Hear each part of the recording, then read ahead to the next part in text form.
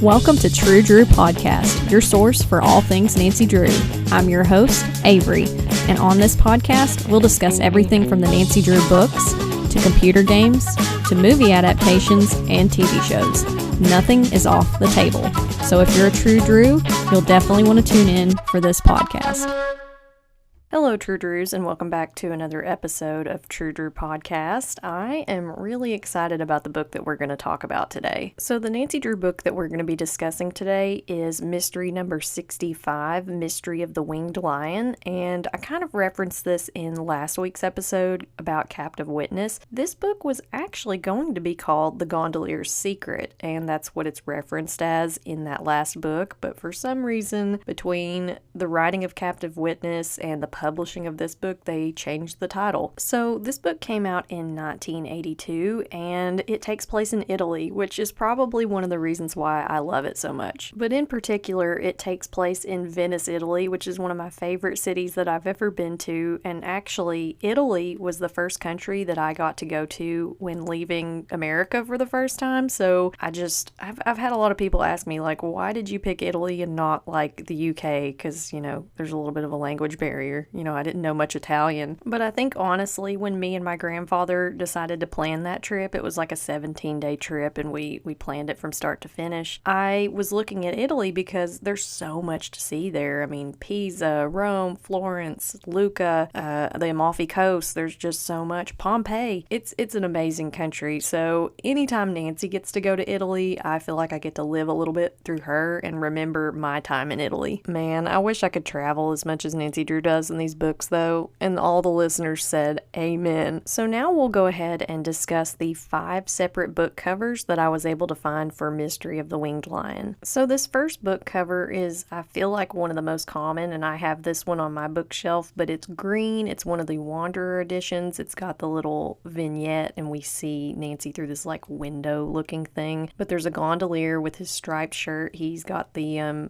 pole. I don't remember what the poles are called that the gondoliers have, but Nancy's seated in the gondola facing him, and she's wearing like a yellow shirt and a skirt, and she looks like she's deep in thought. In the second book cover that I was able to find, there is a set of steps, and Nancy's running up them. She's wearing like slacks or blue jeans and a black vest over a button-down shirt. And then there's this guy in the background who's wearing a vest and a low fedora. He's looking at Nancy from a doorway. There is a tagline for this cover edition, and it says, "Venice's canals may lead to romance or to danger." The third cover that I was able to find, this one I also have on my bookshelf. This was one of the first different cover editions that I collected. I remember thinking, oh, they have different covers for the paperbacks as well. So this one is blue in color, and we have Nancy and I believe George in this long hallway. They may actually be in the Doge's palace for this scene, but there's a guy looking over his shoulder further down the hallway back at them. And the tagline for this one is, "What dark dangers lurk in the sinister shadows of Venice." The fourth book cover edition that I was able to find for the Mystery of the Winged Lion, I fondly began to call this Nancy Mullet Nancy because she's on a lot of the UK versions of these books, but she's got the tousled hair. We see a gondolier and the bridges, like I think that's Rialto Bridge in the background, and a winged lion, which we see those winged lions a lot in Venice, especially around Doge's palace. And the fifth and final cover edition, this may be a UK edition as well, but I'm not positive. I think it is. But we have Nancy being led down through, I believe, St. Mark's Basilica, and there's this priest who's got her by the arm, but we find out later that he's not really a priest. So as far as a funny cover spoof goes, I came up with a funny cover spoof for the first cover edition, which I always post these book covers on my Instagram, True Drew Podcast, on Wednesdays. But the funny cover spoof I came up with is, why is Goldie Hawn in a gondola? Because the version of Nancy on that first book cover, she looks so much like Goldie Hawn. I think it's the hair, the facial expressions, but it's kind of funny. I think a lot of times the artists who depict Nancy, they definitely favor certain famous actresses. Like sometimes certain Nancy versions look like Grace Kelly or other famous people, and it may be just a sheer coincidence, you know, but I think sometimes, you know, there's artistic license, and a lot of times they updated Nancy throughout the decades, and of course they probably probably took inspiration from people that were popular in media at the time. So Goldie Hawn was very big in the 80s, so I don't know, she just really looks like Goldie Hawn to me here. Now, as far as giving these book covers a magnifying glass rating, I would give them 3.5. They're cool covers, but if we compare them to the Phantom of Venice book covers, which that book is only like 10 or 12 books away from this one, which it's funny, Nancy goes to Italy pretty much back to back, or it seems that way to me. I like the Phantom of Venice covers better than the Mystery of the Winged Lion covers, but they're still objectively good. I'm not going to complain. I love a book that takes place in Italy. So now let's go ahead and discuss the characters that we meet in the Mystery of the Winged Lion. So first up we have Antonio, who is an interpreter for Nancy, Bess, and George in this mystery. Andrioli, who is a gondolier. Duchessa Maria Dondolo, which I'm probably butchering the Italian pronunciation of these. She is a duchess that we encounter in this book. Filippo, who is the duchess's nephew. Arminio Scarpa, who's the desk clerk. Lucia Scarpa, who is the sister of Arminio, and Giorgio, who is Carson Drew's client. And there's a police officer that we deal with in this book whose name is Captain Donatone. So now really quickly I'll read a synopsis for the Mystery of the Winged Lion. Nancy, Bess, and George venture to Venice and witness a glass shop being robbed and quickly get embroiled in a strange case involving a duchess and her missing nephew. Will Nancy's new case have a connection to the one Carson has been working on? The answer is yes. Yes, it will. And now for a quick newspaper headline synopsis. Murano Glass Dynasty's formula and empire saved. Copycat thieves' hopes shattered. So now let's jump into some of the direct quotes and notes that I took down for this book. So the first thing that I wrote down is just, I love Italy and especially Venice. And I feel like I'm going to talk about this a lot during this episode because this is one of the rare cases where I've actually been to one of the places that Nancy has gone to in the books. Like, there's a few smaller cities like in America that she's been to that I've also been to, but I just feel like I have such a connection and such a love for Venice. It's just such a beautiful place. And yes, in case you're wondering, I love the Nancy Drew computer game, The Phantom of Venice also. It's one of my favorites. So this book starts off with Nancy informing Bess and George that she got a phone call saying that Ned, Burt, and Dave are in an Italian jail. What a way to start off a book. Like, by the way, your all's boyfriends are in jail. But George says she thought the guys had gone straight home to River Heights after the Emerson tour, and I think this is referencing the tour in the previous book we just read, The Captive Witness, because in that book we were in Austria, and so apparently they just decided to tack on a visit to Italy before they went home, which is smart. I mean, you paid that much for the airfare, you may as well get the most out of it. But if that's the case, there's not much of a gap between the mystery Captive Witness and this mystery, so Nancy just boom boom boom is like, okay, I'm gonna solve another mystery. But this is why I like to read the books in chronological order, because sometimes you just pick up on weird things like this. Also, again, Nancy is so lucky. She travels so much. Like, I want her life. Maybe minus getting apprehended by villains. So after Nancy delivers this news that the guys are in jail and that she's expecting a phone call from Carson, Bess sees these lights go out in a shop across the canal and hears what she thinks is a chandelier falling. So she points it out to Nancy, who wonders if there's a thief and they're robbing this glass shop. So they catch a gondola across the canal and go in through the open door, only to find it empty. But then this boat races by and someone, the thief presumably, throws a rock at the window, setting off an alarm. So Nancy, Bess, and George take off, not wanting to get blamed for this robbery, and they go back to their hotel, the Gritty Palace Hotel. So this is a real place. I looked this hotel up. It's like a 5-star hotel because, of course, Nancy would never stay in a Holiday Inn Express. So next, the girls get ready for bed because they can't find an interpreter to figure out why the guys are in jail or tell the police about what they saw at the store until the next morning. But there's a knock at the door. So this night clerk says a gondolier, Andrioli, says the girls were acting strange and he heard an alarm. So Nancy, Bess, and George are vague enough, but say they'll speak to the police tomorrow. But Nancy does take note of the fact that the legs of the man's pants, the night clerk's pants, were wet towards the bottom, which is kind of strange. And Bess jokes that maybe he fell into a canal. Now, fun fact, if it was during Aqua Alta, this would have been pretty normal for your pants to be wet at the bottom. We were in Italy in March, so we were there during Aqua Alta, and the water gets up fairly high, like almost halfway up your calf. So there's all these like catwalks around that the city's put out for you, but you have to wear like rain galoshes, otherwise you get soaked. So the next morning the girls eat breakfast and Bess mentions yogurt with honey, and George says she thought she was going on a diet. Excuse me, yogurt is fairly healthy. We just always have to be mean to Bess. I'll go to Italy and eat yogurt with you, Bess. So Nancy gets a note from the concierge, but it's so wet from the rain that she can't read it, and he has no idea who left it there. So we'll have to figure out what it says later. So at this point, the girls have an interpreter that they've found. His name is Antonio, and he shows up and they go to the jail where Ned, Burt, and Dave are being held, and Ned explains that a glass art piece believed to be stolen was found in his luggage. This is almost identical to something that happened to Nancy in the Greek symbol mystery. She got some kind of weird gold art piece, some trinket put in her purse, and it was like really valuable and missing from a museum. But I think it's funny that Ned got pulled instantly into this mystery, so he can't really say much about Nancy now, because sometimes in these books Ned will be like, oh Nancy, all you care about is mysteries, can't we just have one day without a mystery? And it's like, look, this was supposed to be a vacation, this is your fault, you had something put in your suitcase and Nancy actually had nothing to do with it this time. So this glass piece depicted a horse with gold hooves, but unfortunately the customs officer dropped it and it broke, so they can't look at it anymore. But I guess it's guilty until proven innocent because they're not letting the guys go. So at first, Nancy, Bess, and George think that they're in trouble with the police because Captain Donatone says they are, but after some explaining and some interviews of their gondolier, Andreoli, they're free to go because they did look really suspicious. They went over to that shop and then the alarm went off and then they ran away, so it doesn't look very good. But they can't get thrown in jail too because they have to get Ned, Burt, and Dave out, so thankfully they're innocent and they're free to go. So Antonio, the girls' interpreter, takes the girls to Florian's, which is one of the oldest cafes in Venice. This is a real place, and they go get cappuccino. And Nancy realizes while they're sitting there that the horses on St. Mark's Basilica sound like they could match the horse on the art piece found in Ned's luggage. So Nancy hands the note addressed to her to Antonio. This is the note that the concierge found in Nancy's box back at the hotel, and he says that he can only make out a capital D, a small O or a U, and another large D followed by a small A. And he says it seems like a plea for help from someone living on the Grand Canal. Wow, so you can tell all of that just from a few letters from the alphabet. That's pretty impressive, because all I got out of that was duh.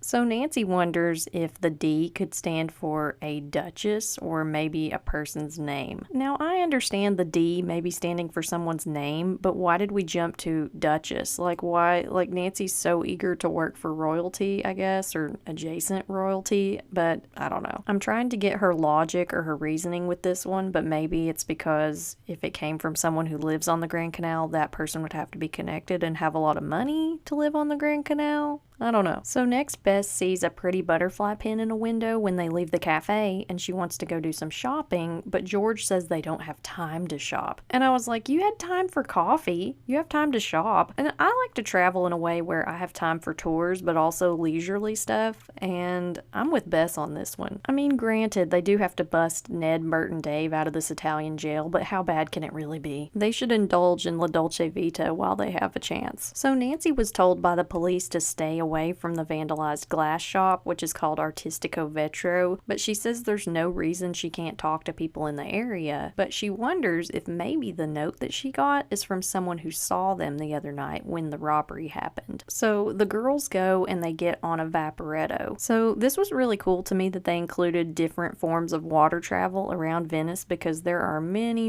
more ways to get around the canals than just the gondolas. So the gondolas are probably the most touristy way to get around Venice. They have the gondoliers with the poles and the striped shirts, and they will sing to you if you ask. Sometimes they won't. But the vaporetto is the public transit. There's also like private water taxis, but they're really expensive. But you can get a pass and ride the vaporetto as many times as you want. That was really fun. But one thing that's very funny, this is just a funny memory I have from when I was there, but I was not expecting this. The vaporetto, they just bang into the posts of the docks. Like, I thought it it was gonna just leisurely coast up and just dock there. Oh no, it just like slams into the docks, and the first time it did that, I thought, oh no, we're going down. My only small boat experience previous to this was Disney's Jungle Cruise, so I was not expecting that, and I'm sure they have to paint the sides of those boats a lot. So of course, Nancy's on this boat, so bad things are gonna happen, but this stranger bumps into her and makes her start to fall off of the moving boat, and Bess and George are right there next to her, so thankfully they managed to save her from falling in the canal. But Nancy is sure that the push was deliberate. So while Venice is beautiful and a big part of that is the water, is the canals, you would not want to fall into one of the Venetian canals. So fun fact, Katharine Hepburn, famous actress, she fell into a canal for a movie scene and she contracted like a really bad eye infection that was with her for the rest of her life. So Nancy, Bess, and George continue to the glass shop that was being robbed the other night, and they see Andreoli, the gondolier, inside the glass shop. And about that time, a window opens several floors above the shop and an older woman leans out and asks the girls to come up. Now, her name turns out to be Duchessa Maria Dondolo, and she's a distant relative of the Enrico Dondolo, the Doge, who, according to legend, brought the bronze horses of St. Mark's to Venice. So the Duchessa says that Professor Bagley, and he's a character from the last book, Captive Witness, told her about Nancy and her sleuthing skills, and she says her nephew, Filippo, has been kidnapped and she wants Nancy's help. Look, I just looked up the pronunciation. I think it's duchessa. So the duchessa says she can help get Ned, Burt, and Dave out of jail too, and according to her, Filippo was kidnapped a little less than 3 days ago. So with just one phone call, Maria Dondolo gets the guy's charges dropped. That's some power right there. But she says the girls can pick them up at 4 o'clock.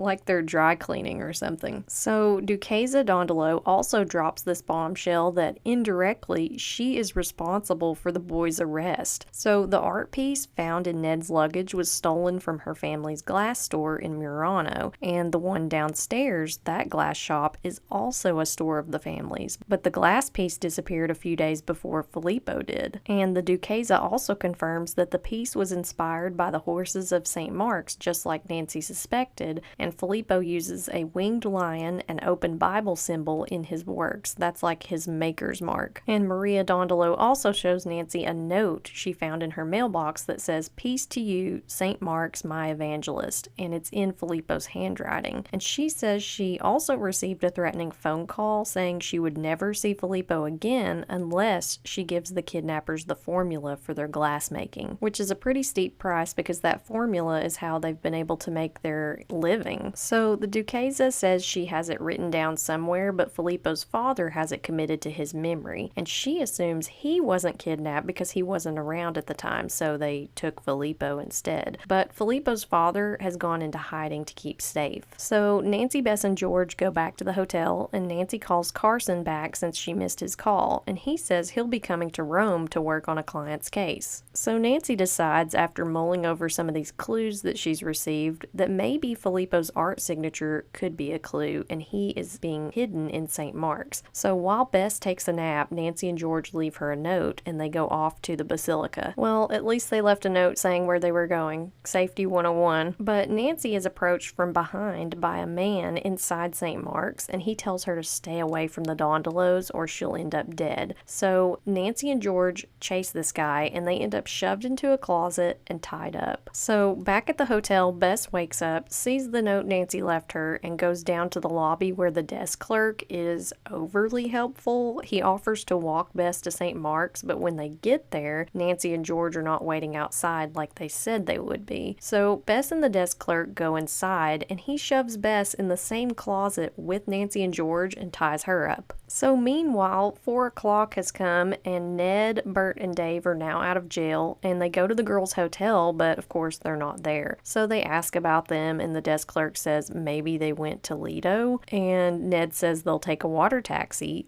but then realizes he forgot his wallet up in the room. So Ned goes upstairs to get his wallet, but the door to the room won't open with his key, so he just gives up for now. And of course, Burt and Dave tease him. They're like, oh yeah, you forgot your wallet, like now we have to pay for the water taxi. So the guys get in the water taxi and they're cruising along when they see this dark figure climbing down from a bridge. This guy's like hanging from a rope over a canal in Venice, and he throws something at them, but it misses the boat, and the driver and Burt for some reason think it was a bomb. I mean, you must really know that people are out to get you if your first assumption is that someone threw a bomb at you. Like, the guy could have thrown a rotisserie chicken at you, like, you don't know. But of course the water taxi driver doesn't want to go forward anymore because he thinks he might strike this bomb and the boat might explode. So then Dave, being the genius that he is, he jumps into the water of the canal to prove that it's safe. This part was so dumb to me, but I guess Dave is just like doggy paddling around in the canal like, it's safe, there's no bomb. But apparently it's enough for the water taxi driver because he proceeds and drops them off at Lido. So Ned, Burt, and Dave are now at Lido, and they see some women that they think look like Nancy, Bess, and George, and the guys have this brilliant plan, and they decide that they're going to dance with some other girls to make them jealous. So they're out there on the dance floor dancing with these girls they've found, and then Ned risks a glance around to see if the plan is working, and then he sees that the girls that look like Nancy, Bess, and George have disappeared. So disappointed, Ned, Burt, and Dave go back to the bridge where the bomb was dropped to look for clues because they're like, well, we can't find Nancy, Bess, and George, let's just go do this in the meantime. And they find a cap that the man was wearing, his hat, and some footprints that make them think the man was shorter. One of the funniest tropes to me in the Nancy Drew books is that we will measure people's footprints and we'll assume their age, their gender, their height,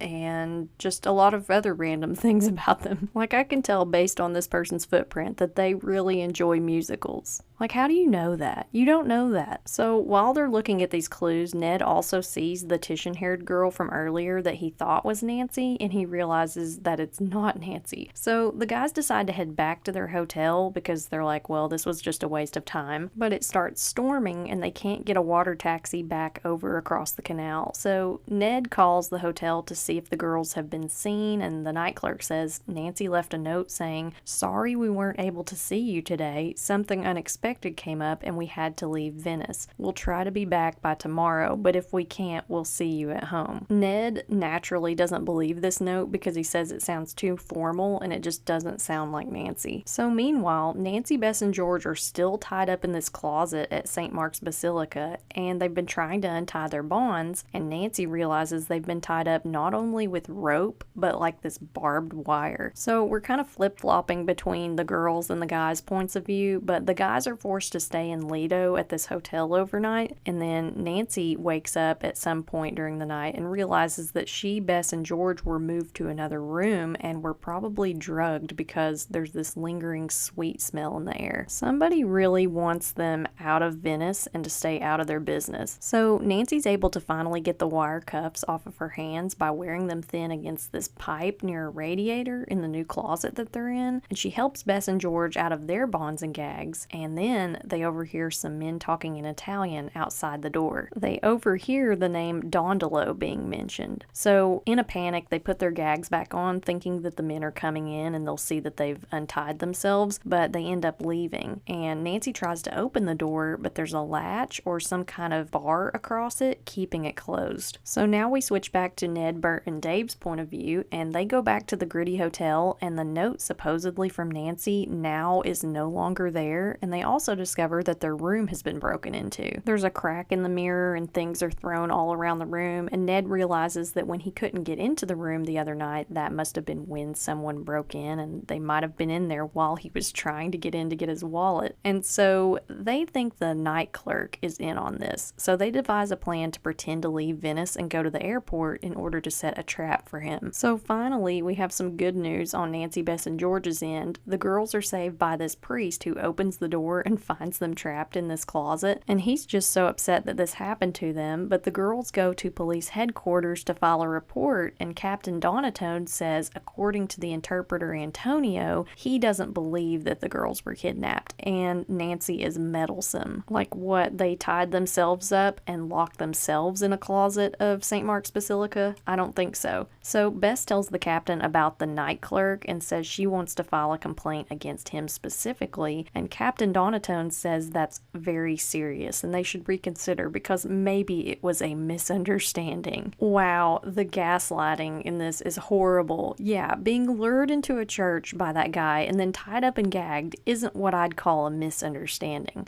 So Bess has to insist that the policeman file the charges, which is crazy. So they finally leave the police station and they go back to the hotel and learn that the guys have left, which Nancy, Bess, and George are kind of put out by this. They're like, well, we got them out of jail and now they just left. Like, what the heck? Because of course they don't know their plans to trick the night clerk yet. So Bess is like, oh well, let's go get dinner, and George teases that they need to go to this restaurant that has 2 ovens to serve someone with her appetite. But the book says Bess enjoyed being the butt of George's teasing again after the last 24 hours they've had. I guess after being kidnapped, what's a little body shaming? Wow. Can we agree that both of those things are just awful? So next, Nancy, Bess, and George get a call from Ned and they agree to meet up, and the girls get dressed up for dinner, and when they go to the lobby, they find out that the desk clerk is on vacation and his name is Arminio Scarpa. It's interesting that he's now suddenly on vacation after the guys have supposedly left Venice. But Nancy, Bess, George, Ned, Burt, and Dave go to dinner and they get caught up on everything that's happened because it's been a lot. Like the guys got out of jail, the girls were kidnapped and then they got freed. Just a lot's been going on. But it's funny because while they're at this restaurant, the girls the guys danced with at Lido are leaving the restaurant and they wave at them saying they're in town until Saturday, and Bess speaks up saying they're leaving tomorrow. She shuts that down really fast and Dave says, we are leaving? And Bess says, yes, if you make a date with her you are. So after dinner, Nancy calls the duchessa and she mysteriously says she doesn't need her help anymore and she doesn't need only Nancy, which is kind of a weird thing to say. But Nancy thinks it's odd and they need to go investigate. She's like, she was really wanting me to help find her nephew. This is very weird that she would just flip on a dime and say she doesn't need my help. So they take a traghetto across the canal, which this is a quick gondola ride. We did see these while we were in Venice and they just take you right across the Grand Canal. And on the ride over, Nancy sees a black cat in a window and the night clerk. So Nancy tries to get the gondolier to turn in at the duchessa's apartment, but he won't, and she realizes they got caught in a tour group on accident. So they're going in a completely different direction, and Ned sees how distraught Nancy is and he considers jumping in the canal. Is there anything he wouldn't do for her? So Nancy makes a series of phone calls to the duchessa a few more times, and then she goes by there again, but no one answers. So the next day, Andreoli answers the door and says that the duchessa is gone to Murano. So Nancy and George go upstairs with Andreoli, and they see that the place has been ransacked. So now Nancy's afraid that Maria Dondolo has been kidnapped too. So while the rest of the group schedules a boat to Murano, Nancy hops in a gondola to try and find Arminio Scarpa's apartment again. So she sees the cat in the window and she knows she's found the right place, and when she gets there, there's a woman named Lucia who is Arminio's sister, and she invites Nancy up. She's kind of surprised that Nancy is a detective because she's, quote, so young, and she's not very helpful. She says her brother is on vacation, and Nancy does see a picture of Lucia, Arminio, another sister, and a man who looks like he could be the duchessa's brother. So after this, the group goes to Murano, and we actually went to Murano when we were in Italy. Murano and Burano. Burano is the one that's known for lace making, and it's really colorful, and then Murano is just known for the glass making, but it was really, really cool to see that in person. So I can almost picture this glass making studio where they have these long poles and they stick the glass into the heat and then they twist it into different shapes, and it's really, really colorful and really pretty glass. So Nancy asks one of the glass makers about the duchessa, but he says he hasn't seen her, but Nancy swears that she sees the older woman through a window in the glass making factory before she disappears. It's almost like somebody pulls her down so she can't be seen. So Nancy gets curious and walks towards the room, room and she asks what's inside, but this man says, oh, that's just a storeroom, and she tries the door and it's locked. So she asks this man a few more questions, but he's very unhelpful, so she goes next door to a showroom where she sees a recent order form laying on a desk with Filippo's maker's mark on it. So there's this man named Mr. Chiais?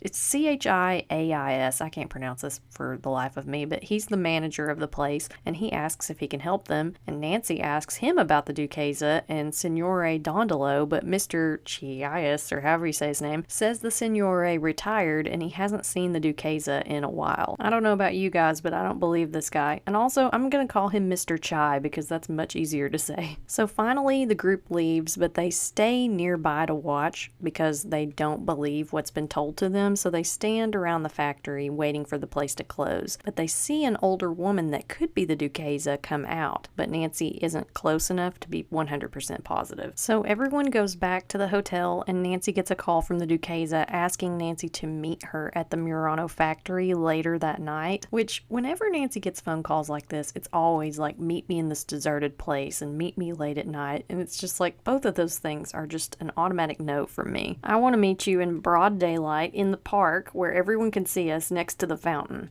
It's funny, in my notes I said, now there's a 50-50 chance it was actually the duchessa or it was the duchessa and she was forced to say this by the villains, so. But Nancy agrees to go. So according to this book, Nancy always brings a disguise kit with her and she has a plan to use it, which I love the preparedness of that. Like, I've got mustaches, I've got hats and wigs and all of that. But after dinner, she disguises herself as a middle-aged brunette woman. And George says Ned can wear her gondolier hat that she bought, but she wants it back because Nancy and Ned are planning on going to the factory together, so Nancy won't be alone. So at least they're doing that. I was like glad that Ned wouldn't let Nancy go alone because that's so dangerous. So Andreoli, the gondolier, gives Nancy a call, but Nancy notes that he speaks better English than he has previously, and he says the duchessa has found Filippo and doesn't need Nancy's help anymore. So Nancy thinks it was Arminio Scarpa pretending to be Andreoli. You know, that guy who's supposed to be on vacation. So next, Nancy and Ned finally head to Murano and they get into the factory. They pick the lock to the storeroom, and there they find a trapdoor. Now meanwhile, back on the main island of Venice, Carson shows up and he talks to Bess, George, Burt, and Dave. And he says the client he's working for, Giorgio, has been accused of stealing glass designs. So Carson says he wants to talk to Mr. Alberini or Mr. Scarpa, who are the owners of the Italian firm. So Bess is shocked by this and she asks if Scarpa's first name is Arminio, and Carson says he'll have to look at his documents to confirm that, but he's worried about Nancy and Ned now, and he insists that they need to charter a boat to Murano to go watch out for them. Now Nancy and Ned at this point have heard voices, so they lock the storeroom door behind them and they hide under a table so they can't be seen through the window that Nancy thought she saw the duchessa through earlier, and the men can't get in, and Nancy hears one say that Alberini has the key.